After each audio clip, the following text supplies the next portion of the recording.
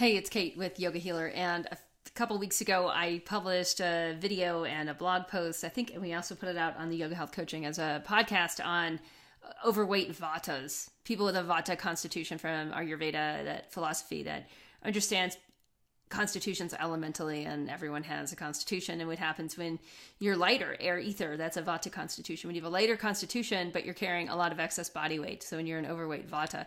And what happened is people were like, well, wait, what about the overweight pittas? And what about the overweight kaphas?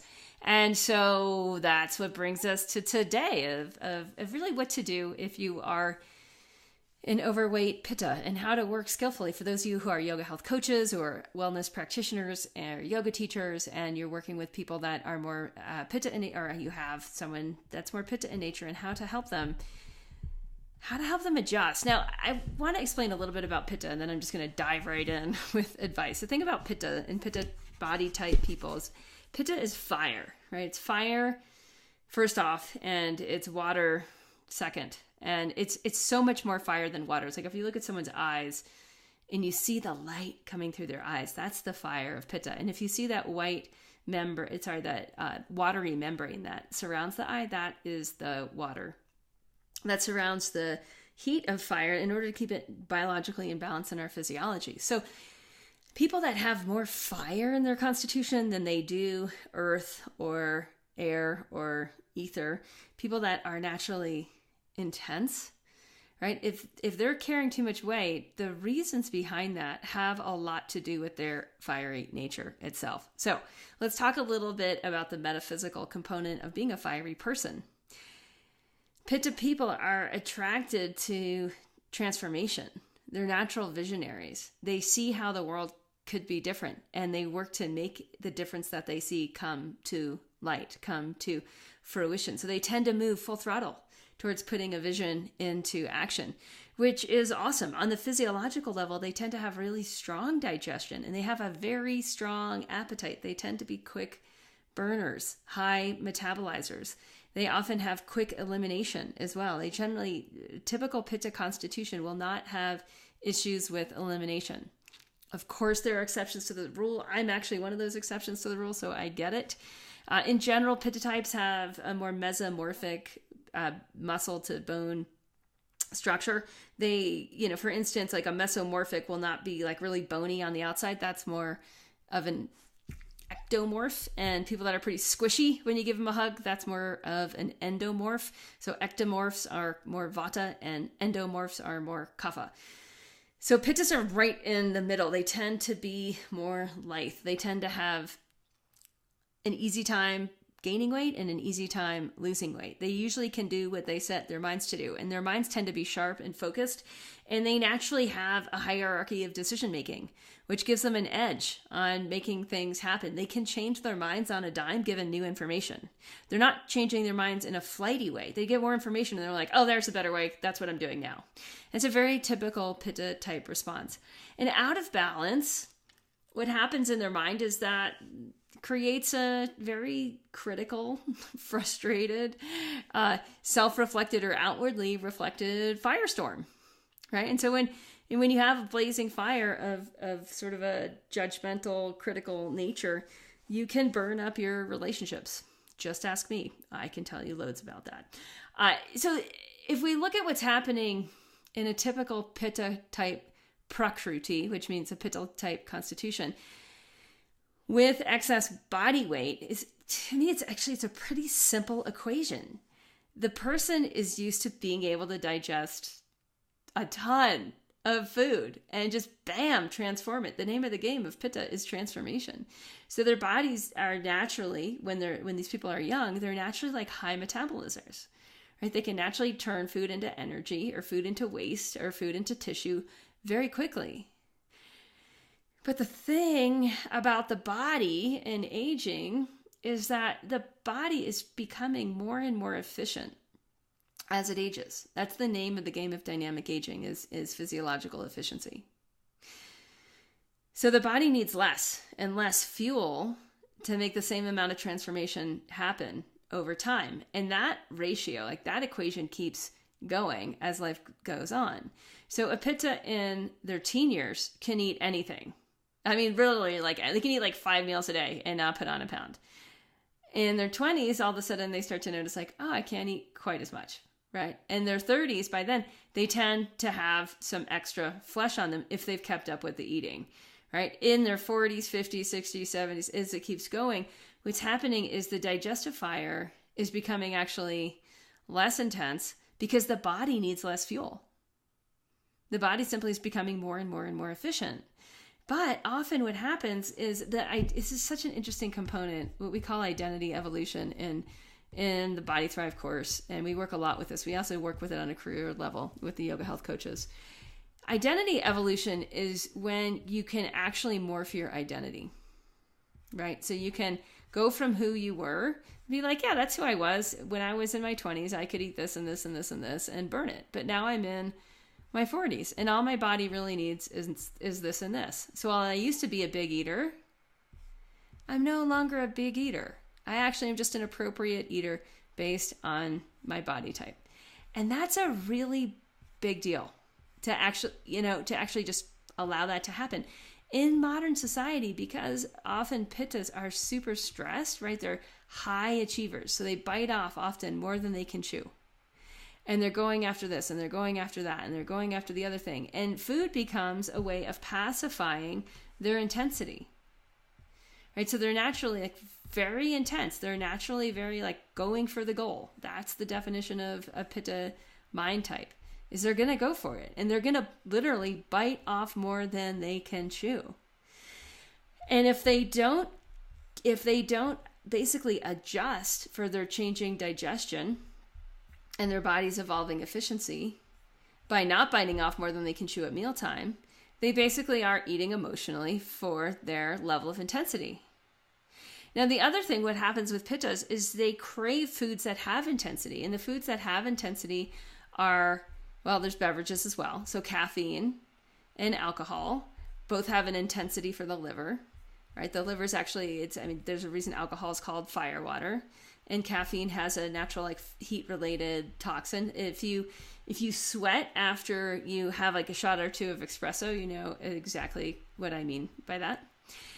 Pittas will often crave spicy foods, right? They'll like to add hot sauce to everything or a few pinches of cayenne. They'll often crave meat. And all these foods are like, the meat is like literally the blood. The heat component is in the blood tissue. It's called the rakta dhatu, the heat component in the blood. And often a pitta will crave that. In fact, back in India, back in the day of the caste system, they would feed the warrior class a lot of animal meat and a lot of animal blood and a lot of animal blood organs like liver. And the reason was because it was thought to like increase the energies, increase the emotions, increase the intensities. So this is a big deal, because if a pitta kind of gives into their nature in a way and eats the foods that aggravate their constitution, right? The spices, the meat, alcohol, caffeine, even chocolate is in there. What'll happen is they're going to keep adding fire to the fire.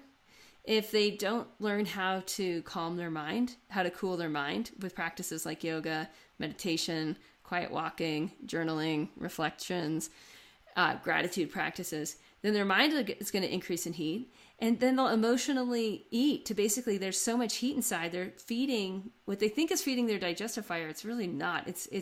They're feeding an emotional toxicity, a heat generated emotional toxicity within them.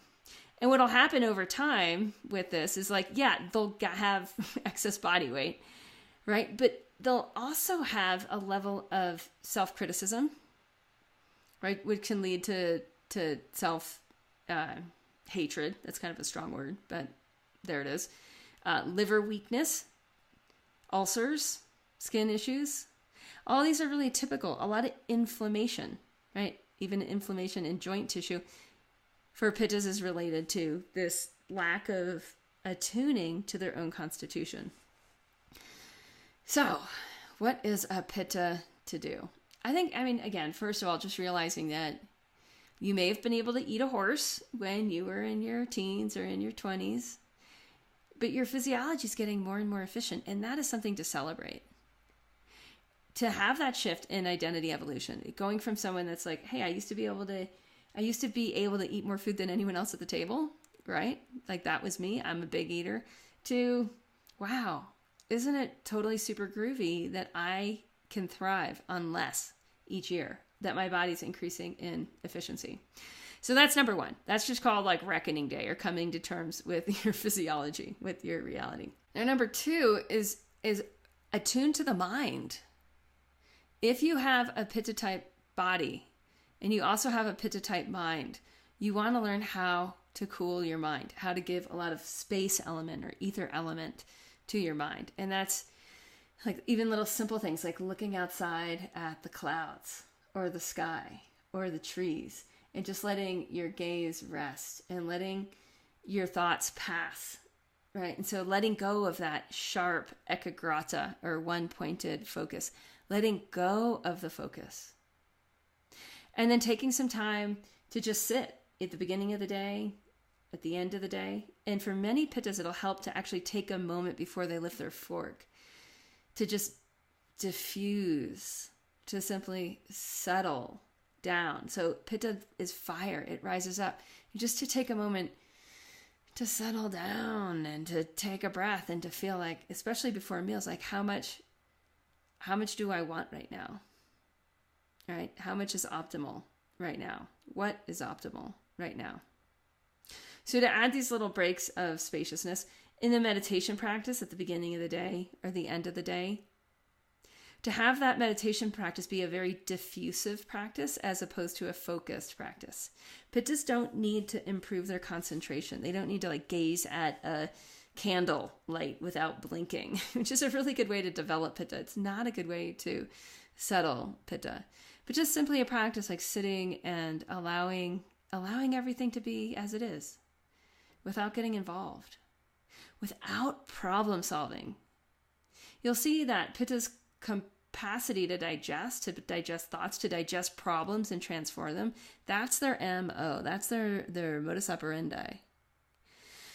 And so we want to turn that on its head and just be like, you know what? Just for now, I'm just going to allow it all to be.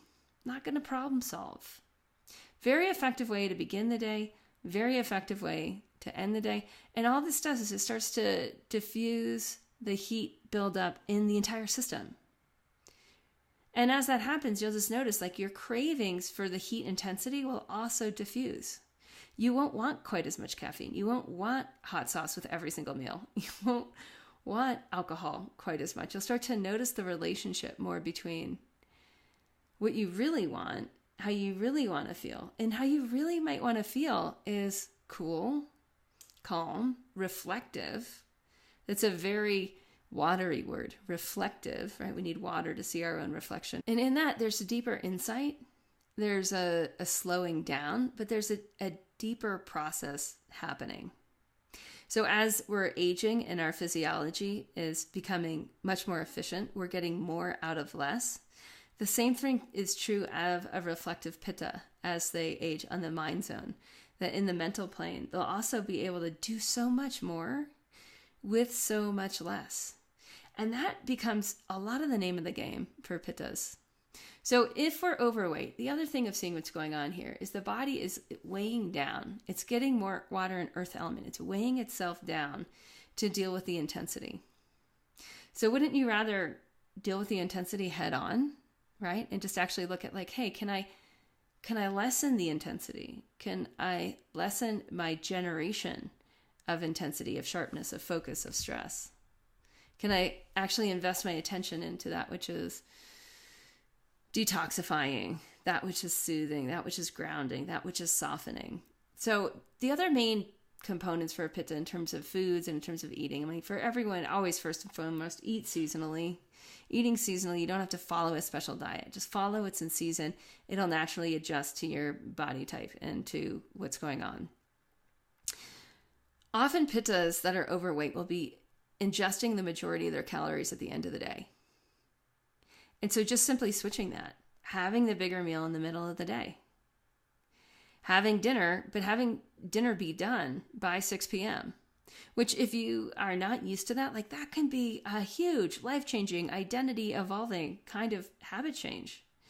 So you might want to take that slow. You might want to adjust back by 15-minute segments. You might want to switch from a bigger plate to a smaller plate. Like all of these little tips that we use in Body Thrive and the course, they really help of just make it easy. Pittas thrive on a diet that has a steady intake of fresh food, of dark leafy greens in particular. They can eat naturally more raw foods. They can have more raw green juices. They can have more raw green smoothies and green salads. All of that the color green is incredibly cooling and soothing for Pitta. What they can't have a lot of is heat toxins.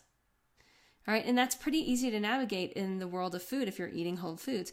The big thing I find with Pitta is just having a good, satisfying lunch, even resting for a few moments after lunch. And I'll just give you an example. Today I had half a sandwich that had a lot of protein in it and a big green salad at lunchtime.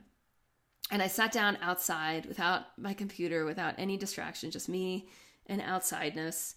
And I had lunch and I sat and I enjoyed my lunch.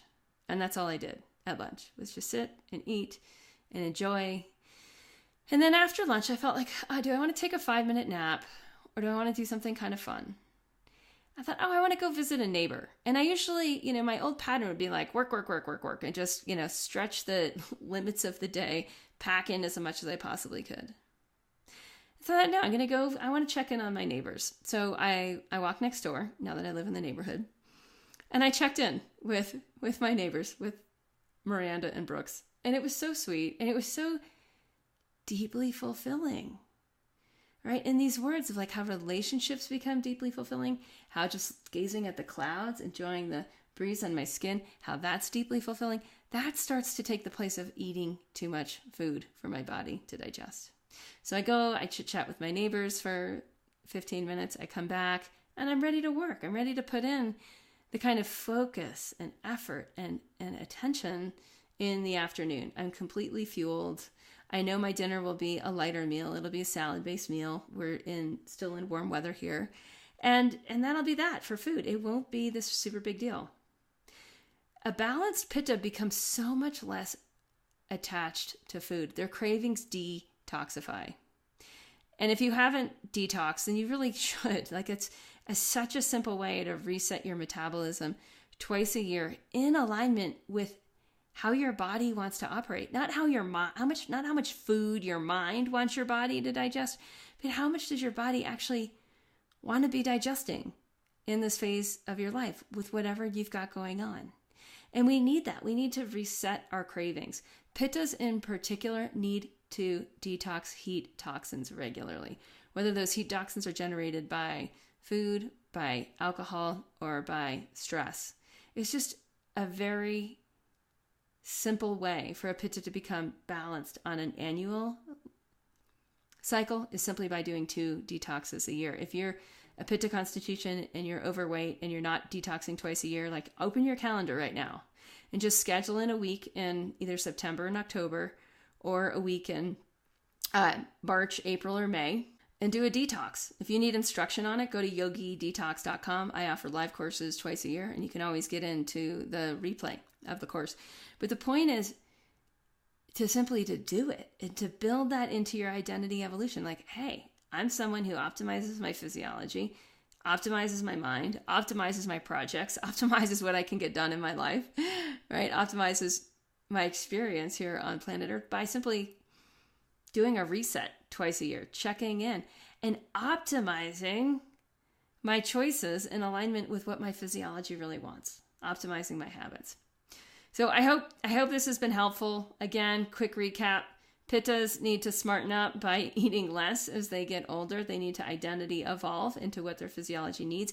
They need to eat their biggest meal in the middle of the day. They need to be done eating dinner by 6 p.m., even though they used to be able to eat anything at any time of day. They need to eat green, a lot more green than the other constitutions. They need to detoxify their heat toxins twice a year. They often need to reduce alcohol, caffeine, dark chocolate, things that are aggravating to their physiology, hot sauce, hot spices. And that'll naturally happen. The more they attune their constitution, the more they do the twice a year seasonal detoxes. All right, that's what I have for you, overweight Pittas. It's so much easier than you think because, again, your constitution is not just easy to gain, it's also easy to lose weight.